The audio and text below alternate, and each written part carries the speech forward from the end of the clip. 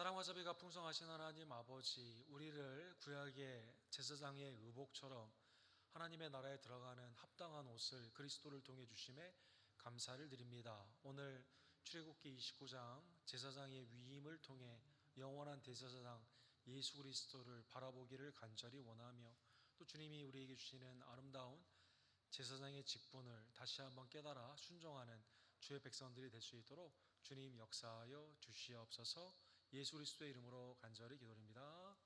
아멘. 프로젝터가 안 되니까 그냥 말씀을 잘 집중해서 들어주시길 바랍니다. 21세기의 대부분의 나라는 민주주의의 형태를 띠고 있습니다. 이 전제주의나 북한과 같은 공산주의가 있는 나라가 있고, 30여 개의 나라에서는 민주주의와 혼합이 되어서 여전히 그 나라를 상징하는 국왕 제도를 가지고 있는 왕정의 나라들이 오늘날에도 많이 있는 것입니다. 우리가 가까이 있는 일본을 생각해 보면, 지난 5월 1일 날 일본 제 126대 나루히토라는 분이 이제 천황으로 등극이 되게 되었죠.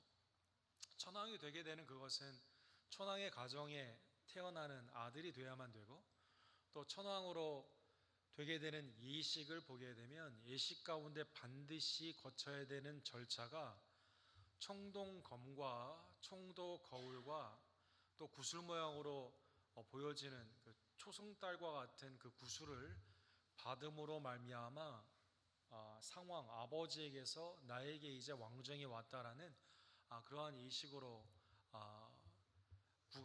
국왕의 위임식이 이렇게 진행이 되는 것입니다.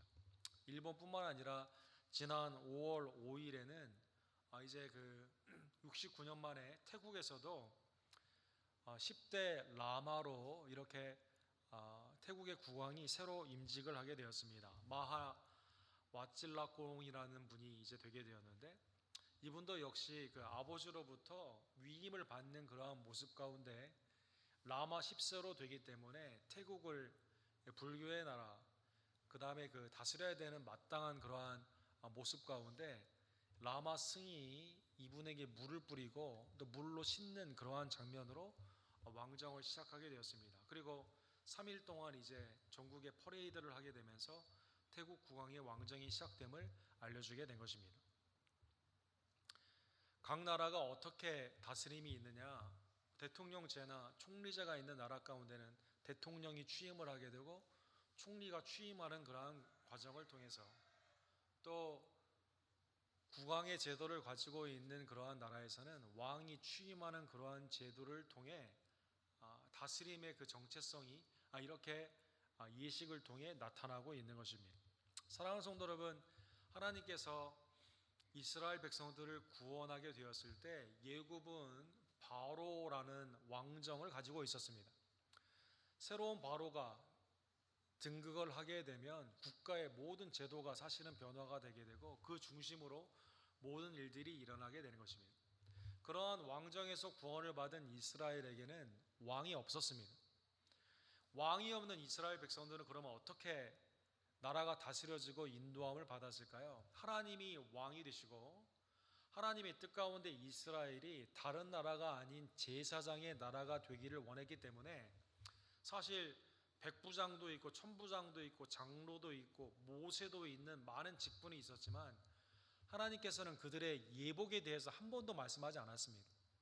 그들을 위임시키는 장면에 대해서는 한 번도 말씀하지 않았는데, 영원한 규례의 말씀으로 출애굽기와 특별히 레위기 8장의 전체의 말씀을 통해서 제사장의 나라로 되는데 가장 중요한 직분인 왕정도 아니며 어떠한 군인도 아니고, 그것은 오직 제사장을 통해 하나님의 나라가 인도함을 받는 것을 보여주기 위해 제사장에게는 이러한 옷을 입혀라, 제사장은 아론의 반차를 좇은 사람이 되어야 되고 이렇게 거룩하게 위임을 해라 라고 오늘 29장 전체가 제사장을 위임하는 그 장면으로 나와 있는 것입니다. 사랑하는 성도 여러분, 어떠한 화려한 행사도 아닙니다. 이것은 어떠한 자기의 권력을 나타내는 그러한 모습도 아닙니다. 그리고 자기가 이러한 제사장의 자격을 받을 수 있는 자기의 공로를 나타내는 시간이 아닙니다. 오직 전적인 하나님의 택함의 은혜를 통해서 하나님의 은혜로 이제 그 나라를 다스리는 제사를 통해 하나님께 나라를 이끌게 되는 제사장의 위임식의 핵심은 오늘 본문에 보니까 거룩하게 하는 것이다라는 것입니다. 그래서 1절에 내가 그들에게 나를 섬길 제사장 직분을 위임하여 그들을 거룩하게 할 일은 이러한 것이니, 아무리 아론이다 하더라도 죄인이기 때문에 하나님께 나오는 자는 거룩함으로 나올 수가 없습니다. 전적인 하나님의 은혜로 거룩하게 됨으로 나아가게 되는 것입니다. 그래서 히브리서 5장에 나와 있는 것처럼 대제사장이다 할지라도 백성을 위해 제사를 하게 되었을 때는 백성에게 먼저 제사를 드리는 게 아니라 본인과 본인의 식구들을 위해서 먼저 제사한 후에 그리고 제사의 일을 맡게 된 것입니다. 대제사장마다 사람 가운데서 택한 자이므로 하나님께 속한 일에 사람을 위하여 예물과 속죄하는 제사를 드릴지니라. 영광스럽고 아름답고 거룩한 그러한 직분을 감당하기 위해 하나님께서 속죄의 은혜를 허락하여 주시고 전적인 아론을 통한 선택의 은혜 가운데 주님 앞에 자기의 공로가 아니라 하나님의 은혜로 제사장의 직무를 감당하게 되는 것입니다. 사랑하는 성도 여러분, 지난주에 우리가 본 것처럼 제사장은 출애굽기와 레위기에 보게 되면 6가지의 매우 중요한 그 직능을 가지고 있죠. 성막에 있는 모든 예배를 그가 감당하게 되는 것입니다. 죄사함에 하나님의 놀라운 은혜를 선포하게 되는 제사의 직무를 감당한다는 것입니다. 그리고 그는 공의의 재판을 하기 위해 우림과 둠빔을 가지고 하나님의 판결을 하는 직분입니다. 세 번째로 이스라엘 진영 가운데 병든 자가 있으면 이스라엘의 부정함을 면하기 위해 진 바깥에 있던 자가 나음을 입게 되면 다시 진영 안으로 들어오게 되는 병의 판결과 치유의 역사를 제사장을 통해 하게 되고, 전쟁을 하게 되면 이 전쟁이 하나님께 속해 있으면 나팔을 붑니다. 그러나 이 전쟁이 하나님께 속해 있지 아니하면 전쟁을 금지하게 되는 전쟁의 분별과 참여를 제사장을 통해 하게 되는 것입니다. 다섯 번째로 아론의 쌍난 지팡이와 만나와 더불어 십계명이 언약궤 안에 있었던 것처럼 제사장은 하나님의 말씀을 온전히 선포하며 가르쳤어야만 됩니다. 여섯 번째로 가장 중요한 대제사장의 사역 중에 하나가 얌키퍼 대속죄일에 지성소에 들어가 이스라엘의 모든 죄를 감당하게 되는 것입니다. 그렇기 때문에 다른 직분은 하나님께서 위임식을 거대하게 하라고 말하지도 않았고 이렇게 하라고 말하는 부분도 거의 없어요. 그러나 제사장만 이렇게 하라고 말씀하여 주시게 된 것입니다. 레위기 21장 4절에 보면 제사장은 그의 백성의 어른인즉 자신을 더럽혀 속되게 하지 말지니라. 이스라엘 공동체 안에 내가 제사장보다 나이가 위인데, 내가 제사장의 집안보다 훨씬 더 명예로운 가정인데, 내가 제사장보다 훨씬 더 지식이 많은데, 인간의 세상의 기준을 가지고 대제사장을 판단할 수 있겠지만 하나님 편에서는 누가 제일 어른이에요? 제사장이 가장 큰 어른이다라는 것입니다.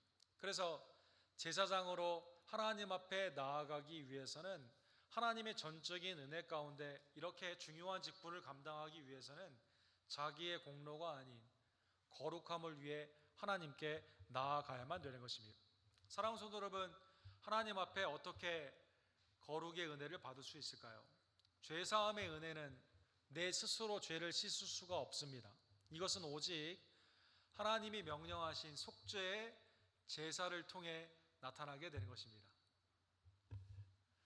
하나님이 오늘 본문에 보면 대제사장이 속죄하기 위해서 숫소를 가져와라, 수량을 가져와라 라고 말씀하여 주십니다. 즉 짐승의 그 점없고 흠없는 정결의 피로 말미암아 대제사장의 죄사함의 은혜를 받게 되고 이 거룩한 하나님의 일을 감당하게 되는 것입니다.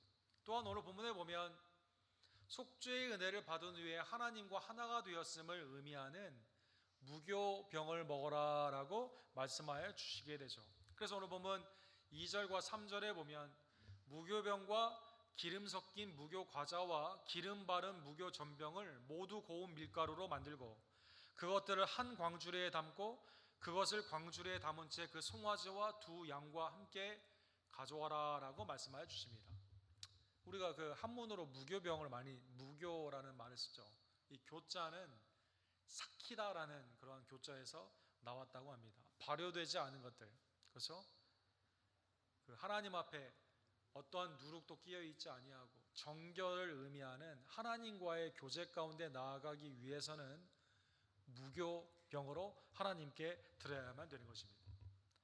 사랑하는 성도 여러분, 이렇게 제물을 가져와 거룩함의 예식을 갖게 하는 것이죠. 속죄의 은혜와 교제의 성결의 은혜를 받은 아론과 그의 자녀들은 오늘 본문 4절에 보면 중요한 예식을 갖게 됩니다. 그것은 몸을 물로 깨끗함으로 씻는 그러한 예식이 되는 것입니다. 너는 4절에 보면 아론과 그의 아들들을 회막문으로 데려다가 물로 씻겨라 라는 것입니다. 물로 씻겨라.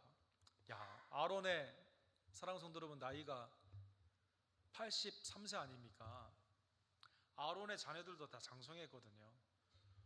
이러한 사람들을 회막 안도 아니고 회막 바깥에 모든 사람이 보는 데서 깨끗하게 씻겨라라는 것입니다. 그러니까 아론과 아론의 아들들 생각할 때 이거 좀 창피하다라는 생각도 할 수 있겠죠. 그런데 하나님은 그렇게 하라는 것입니다. 즉 주님의 일은 공개적인 제사장의 사역 가운데 나의 명예가 아니라 나의 죄를 씻는 성결의 의식 가운데 이 성결의 의식은 겸손으로만 감당할 수가 있는 것입니다. 회막 바깥에서 모든 사람이 볼 수 있도록 전체가 다 씻겨지게 되는 것이죠. 또한 전체의 씻김을 받은 이 대제사장은 제사장의 직무를 감당하는 그 다음부터는 전체를 다 씻지 않습니다. 그때는 이제 제사에 관련되어 있는 손과 발을 씻게 된다는 것입니다. 마치 예수 그리스도께서 요한복음 13장에 제자들의 발을 씻겨주지 않습니까?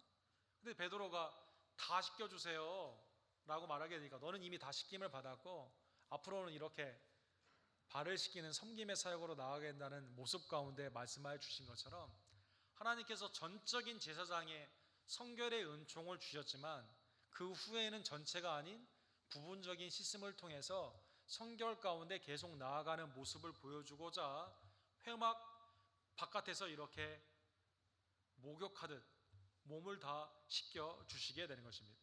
그리고 오늘 본문 5절과 6절에 보면 지난주에 본 것처럼 머리끝부터 발끝까지 거룩하고 아름답고 영광스러운 하나님의 예복을 입혀주시게 됩니다. 대제사장의 입장에서는 그날이 가장 기쁜 날이니까 내가 원하는 최고의 옷을 입고 올 수도 있었을 것입니다. 그러나 하나님은 그걸 허용하지 않으세요.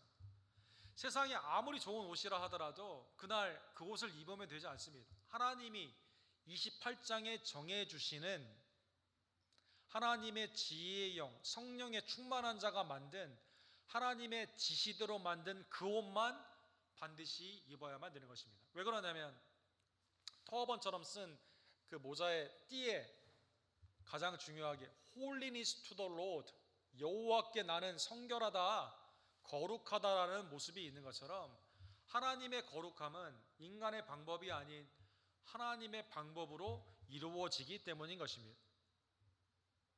사랑하는 성도 여러분, 우리 지난주에 본 것처럼 마태복음 22장에 보면 예수님이 비유 가운데 왕의 잔치, 사람들이 오라니까 안 오지 않습니까? 논과 밭으로 가서 나는 일도 해야 되고 소를 샀기 때문에 안 되고 결혼도 해야 되고 안 온다고 막 그러잖아요. 강제로 가서 강권하여 사람들을 길에서 데려오게 됩니다. 그런데 이때 잔치에 예복을 입지 않은 사람에 대해서 왕이 묻지 않습니까? 친구여 어찌하여 예복을 입지 않았느냐 이렇게 묻지 않습니까? 왕의 잔치에는 왕이 주는 예복은 왕이 주는 것으로 정해져 있다는 것입니다. 내 마음대로 입고 가는 게 아니다라는 것입니다. 그래서 거룩한 예복, 몸을 성결케 하고 거룩한 예복을 대제사장에게 입히게 되는 것입니다. 그리고 대제사장으로 사역을 하기 위해서 가장 중요한 장면인 하이라이트인 기름을 붓게 됩니다. 7절에 보면 관유를 가져다가 그의 머리에 부어 바르게 하라는 것입니다. 뭐 남자들이나 아니면 여자분들이 머리에 왁스나 머리에 머리기름을 바르는 뭐 그 정도의 약간의 양이 아니라 엄청난 양을 관유를 붓게 되죠. 출애굽기 30장 22절에서 33절에 보면 이 관유는 하나님께서 정해주신 모략, 육개, 창포, 계피 그리고 감람유를 섞어가지고 하나님이 흠양하시는 이 기름, 하나님이 흠양하시는 기뻐하시는 이 냄새, 하나님의 향기로운 기름으로 머리에 붓게 되는 것입니다. 머리에 붓는 양이 얼마나 많았는지 시편 133편에 보면 보라 형제가 연합하여 동거함이 어찌 그리 선하고 아름다운고 머리에 있는 보배로운 기름이 수염 곧 아론의 수염에 흘러서 그의 옷깃까지 내림같다라고 말씀하여 주시게 되는 거죠. 아론에게 이 거룩한 관유, 향기로운 관유를 부었는데 머리에만 머무는 게 아니라 얼굴, 수염을 타고 내려와 가지고 앞에 흉패에 12보석을 붙이지 않습니까? 이스라엘에 이 기름으로 다 범벅이 되는 거예요. 옷깃까지 다 젖을 정도로 많이 붓는다는 것입니다. 시편의 기자가 이 모습이 어떤 모습이냐? 아름다운 모습이다라는 것입니다. 아름다운 모습. 아니 향유로 다 몸이 범벅이 됐는데 왜 아름다운 모습이에요? 이게 형제의 연합함. 보라 형제가 연합하여 동거함이 어찌 그리 아름답고 선한 것인가. 12 이스라엘 지파가 하나로 연합이 되는 거예요. 기름이 범벅이 되는, 보석이 범벅이 되는 것처럼 하나님이 부어주시는 그 기름, 제사장의 귀한 사역을 통해서 하나님께 예배하고 말씀 가운데 하나가 되고 주님의 사역 가운데 동화가 되는 이 형제의 연합. 사랑하는 성도 여러분, 친하다고 하지 않습니까? 각각의 기호에 있어서 공통점이 있기 때문에 친한 게 있지 않습니까? 성도 간에는 왜 친해요? 우리가 왜 형제요 자매라고 부르게 됩니까? 하나님께 함께 예배를 드림으로, 말씀 가운데 함께 말씀을 나눔으로, 복음 가운데 함께 사역함으로, 그리스도의 사랑 가운데 한 마음을 품고 봉사함으로 말미암아 형제의 연합함이 아름답고 선함이 아론의 수염을 흘러 관유가 모든 보석의 범벅이 되게 되는 것처럼 하나님의 이 기름 부으심을 통해 하나님께서는 이스라엘의 제사장의 나라로 나아가기를 원하신 것입니다. 사랑하는 성도 여러분, 이스라엘의 역사를 보면 하나님이 기름을 부었다라는 어노인팅, 이 단어를 메시아라는 단어를 쓰고 있습니다. 메시아. 하나님께 기름 부음을 받는 자는 제사장의 직분뿐만 아니라 사무엘상 16장 13절에 보게 되면 사무엘이 이새의 아들들, 엘리압이 키가 크지 않습니까? 야, 이 사람인가 보다 라고 생각하게 되었을 때 하나님이 뭐라고 말씀하세요? 사람의 외모를 보지 말라고. 하나님은 외모를 보는 게 아니라 중심을 보신다 라고 말씀하시면서 축축축 내려가게 되면서 막내인 목동이었던 다윗을 부르게 되죠. 이 사람이다라고 말을 합니다. 그리고 거기에 하나님의 기름 부음을 왕으로 삼는 기름 부음을 허락하여 주시게 된 것입니다.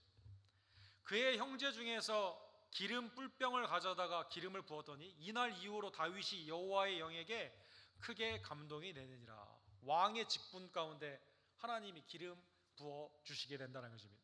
열왕기상 19장 16절에 보면 엘리야에게 하나님께서 이스라엘의 왕으로 예후에게 기름을 부어라 라고 말씀하여 주십니다. 그리고 너를 대신하여 선지자의 사역을 대신하는 위임자로, 후임자로 엘리사에게 기름 부어라 라고 말씀하여 주시는 것입니다. 사랑하는 성도 여러분, 메시아, 기름 부음을 받는 것은 하나님의 위임을 받는 거예요. 하나님의 사역을 이 땅에서 행할 수 있는 직분을 받는 겁니다. 대제사장이 기름 부음을 받습니다. 왕이 기름 부음을 받습니다. 하나님의 통치, 하나님의 말씀인 선지자에게 기름을 부어 주시게 되는 것입니다. 자, 이제 기름 부음을 받은 대제사장은 하는 일이 하나로 통괄되어져 있는데 그것은 제사입니다. 그래서 오늘 본문 8절에서 9절에 보면 제사장의 직분을 맡겨 영원한 규례가 되게 하라. 하나님이 기뻐 받으시는 이 제사는 아론이 죽었다 해 끝나는 게 아닙니다. 그 아들이 이어받는 거예요. 그리고 그 아들이 일어나는 겁니다. 계속 이 반차를 쫓아 영원히 예배받기 합당하신 하나님께 예배로 나올 수 있는 직분을 영혼 가운데 주시게 된 것입니다. 제사장은 오늘 본문 후반부에 보게 되면 7일 동안이나 성막에서 하나님께 예배드리며 즐거워했다라고 나와 있습니다. 제사장은 번제를 통해 일상의 예배로 하나님 앞에 모든 것을 태워드리고 우리의 헌신을 상징하는 번제의 예물을 드리게 되죠. 우리의 순종을 상징하는 우리가 하나님께 받은 곡식을 하나님께 내려와서 태워드리게 되는 소제로 하나님께 영광을 돌리게 됩니다. 하나님과 우리가 죄 사함을 통해 가까워졌다는 화목제를 드리게 됩니다. 내가 죄를 깨닫게 되었을 때 짐승을 가져와서 하나님의 속죄의 은혜를 받는 속죄제를 드리게 됩니다. 내가 어떤 사람에게 잘못을 했어요.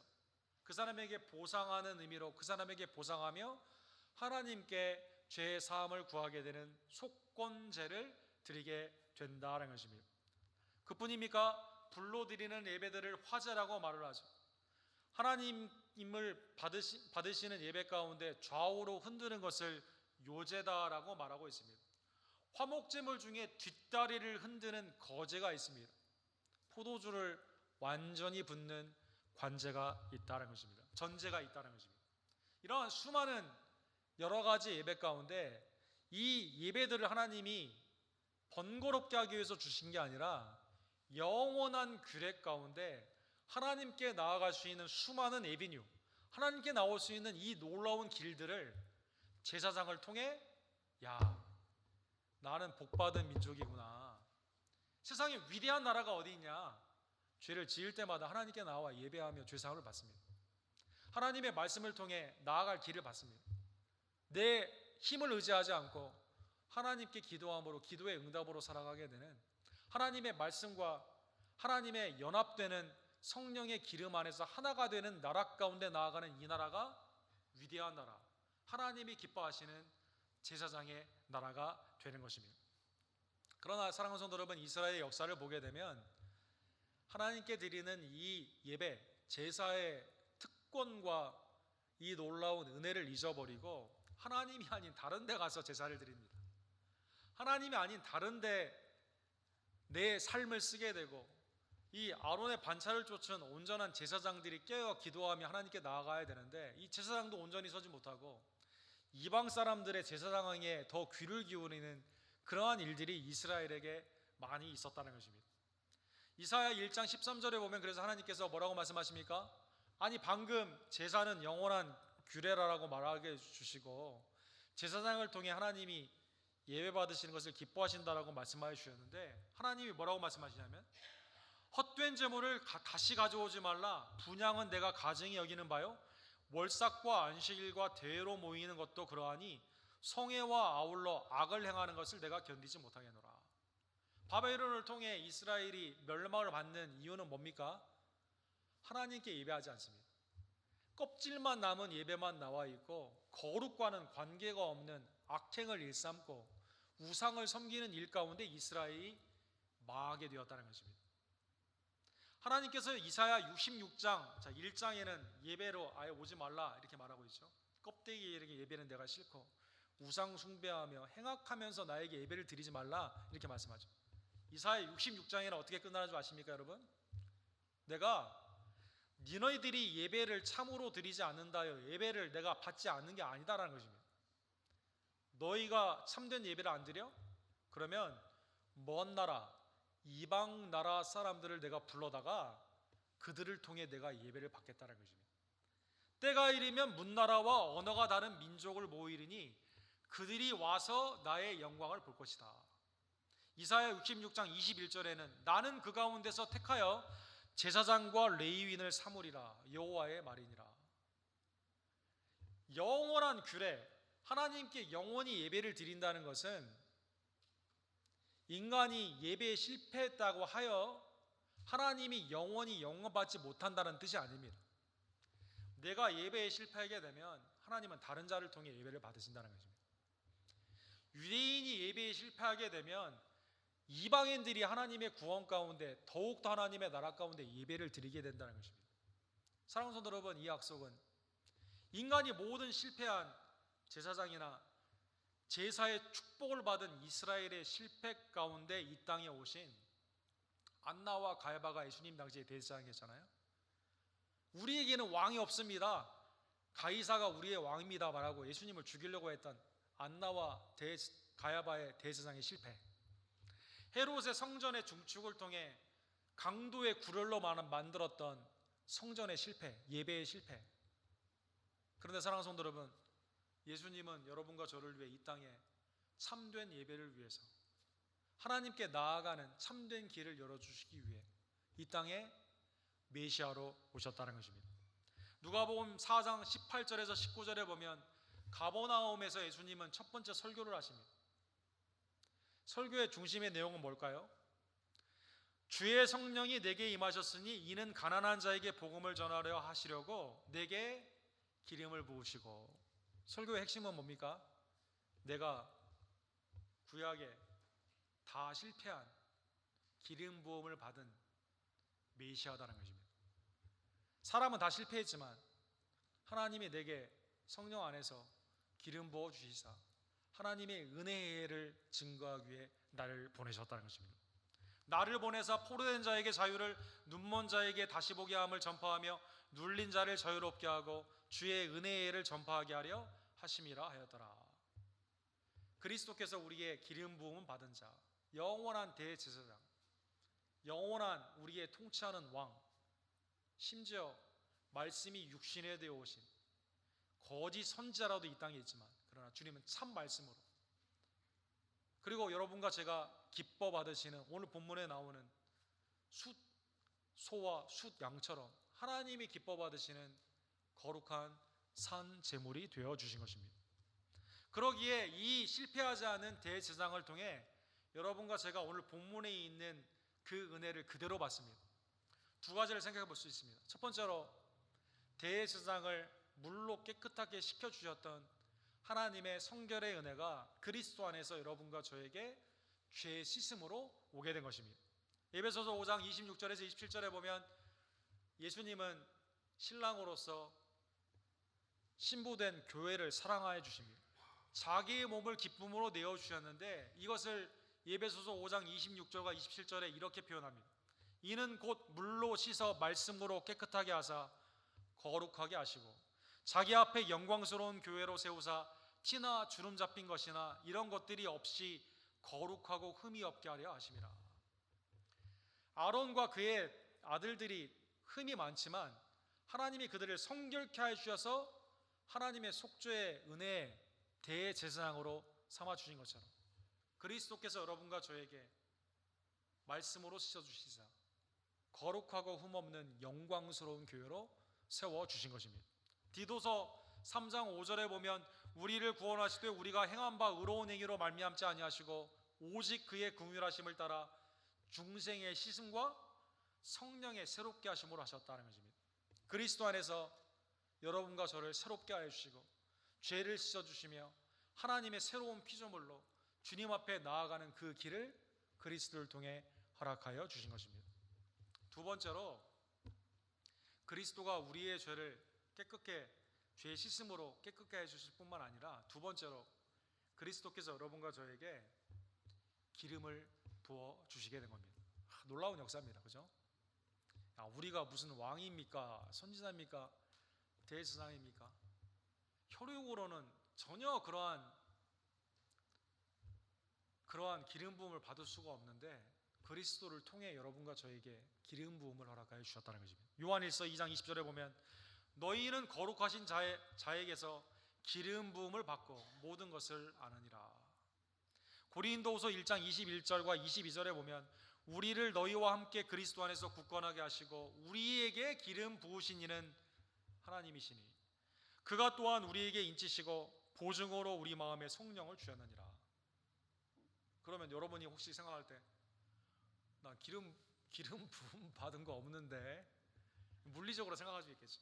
본문의 말씀은 물리적인 관유를 부었다라는 뜻이 아니라 직분의 위임을 주시는 그 상징적인 의미가 그대로 우리에게 실제로 왔다는 뜻이죠. 성령 안에서 여러분과 제가 기름 부음으로 말미암아 하나님의 자녀됨의 확증을 받게 되고 대제사장의 사역, 선지자의 사역, 왕의 통치의 사역을 그리스도 안에서 여러분과 제가 이 직분을 온전히 감당할 수 있도록 하나님께서 위임의 역사 가운데 성령의 기름 부음을 허락하여 주신 것입니다. 성령의 기름 부음 안에서 이제 세상에 굴복할 이유가 없습니다. 세상에 하나님의 통치를 선포하는 왕 같은 제사장으로 살아가게 되는 겁니다. 주님 앞에 꺼리낌으로 나오지 않습니다. 주님의 보혈의 은혜를 의지하여 주님의 은혜의 보좌 앞에 담대히 나아가게 되는 것입니다. 세상 가운데 선지자와 사도들이 했던 똑같은 사역 가운데 복음의 증거를 여러분과 제가 그리스도의 은혜 가운데 감당하게 되는 놀라운 축복을 받게 된 것입니다. 사랑하는 성도 여러분, 베드로전서에 보면 베드로 사도가 두 번이나 여러분과 제가 제사장이다 이렇게 말씀해 주시죠. 외인이었고 하나님과 멀리 있었던 여러분과 제가 그리스도 안에서 하나님의 거룩한 나라여 소유된 백성이 되고 왕 같은 제사장이 되게 된 것입니다. 베드로전서 2장 5절에 보면 너희도 산돌같이 신령한 집으로 세워지고 예수 그리스도로 말미암아 하나님이 기쁘게 받으실 신령한 제사를 드릴 제사장이 될지어다. 여러분과 제가 하나님께 나와 주님이 흠양하시는, 그렇죠? 기뻐 받으시는 제사를 우리의 몸으로 드릴 수가 있습니다. 누구를 통하지도 않습니다. 그리스도의 이름으로 직접 주님 앞에 예배를 드리게 되는 겁니다. 세상에 나아가서는 여러분과 제가 아론의 관육 가운데 그 향기로운 냄새가 난 것처럼 그리스도의 향기가 나는 겁니다. 복음 가운데 하나님의 자녀인 모습이 나타나게 되는 겁니다. 사랑하는 성도 여러분, 루터를 통해 재발견, 그렇죠? 천주교의 사제와 신도가 나누어지는 분리 가운데, 그렇죠? 무능한 사제들을 통해 문맹으로 나아가는 이 신도들의 안타까운 모습 가운데 종교개혁의 큰 은혜는 어디에 있습니까? 만인 제사장, 모든 성도가 주님을, 예수 그리스도를 레프리젠트하는, 주님을 대표하는 만인 제사장이 되었다는 것입니다. 사랑하는 성도 여러분, 우리가 국가적인 대항이 있을 때 Representing Korea 하면서 뭐 누구누구 부르잖아요. 네? 국가대표라고 말하지 않습니까? 여러분과 제가 그리스도를 지금 대표한다는 것입니다. 사제를 통해 하나님께 나아가는 것이 아니라 예수 그리스도 안에서 기름 부은 왕 같은 제사장으로 주님 앞에 나오게 되는 겁니다. 세상 가운데 나아가서 나는 말씀 몰라 이렇게 하는 게 아니라 담대히 예수 그리스도의 십자가와 부활의 복음을 증거하게 되는 겁니다. 세상에 나아가 나는 믿음이 뭔지도 몰라 라고 하는 게 아니라 오직 믿음 가운데 담대히 나아가 하나님의 자녀로 승리하는 축복을 받게 되었다는 것입니다. 여러분과 저는 예수 그리스도를 대표하는 제사장이 되었습니다. 세상에는 하나님을 뜻을 알려주게 하는 하나님의 자녀가 되었습니다. 주님의 복음을 증거하는 주님의 제자됨의 놀라운 축복을 우리가 받게 된 것입니다. 자, 오늘 본문의 말씀을 기억하며 이 놀라운 축복을 그리스도 안에서 기름 부음으로 허락해 주신 하나님의 은혜를 늘 감사하며 나는 생각하고 말하고 행하는 것이 예수님을 대표한다. 작은 예수로 내가 살기를 원한다. 복된 마음의 담대함 가운데 세상에 굴복하지 아니하고 예수 그리스도를 대표하는 문자와 향기가 되는 대표자들이 되기를, 왕 같은 제사장들이 되기를 주님의 이름으로 간절히 축원합니다. 기도합시다.